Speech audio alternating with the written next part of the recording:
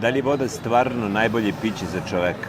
Da, voda je zaista jedno od najboljih pića za ljudsko zdravlje i ovo su razlozi zašto je to tako. Voda omogućava optimalno funkcionisanje ćelija. Opet, ova prethodna rečenica tebi i ne znači baš puno i zato hajde da razjasnimo plastično. Dakle, zašto voda? Voda omogućava transport hranljivih sastojaka i otpada kroz ćelije, služi kao sredstvo za hemijske reakcije unutar ćelije i održava ćelijsku strukturu.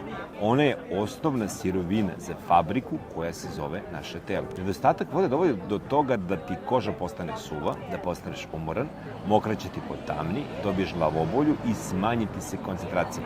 Okay? Za razliku od vode, sokovi često sadrže visoke količine šećera i fruktoza, isto šećer i to brzo apsorbujući, idealan za gojenje. Onda imamo kafu, iako ima svoje benefite, može da uzrokuje dehidraciju ako se konzumira u velikim količinama i može da utiče na kvalitet sna.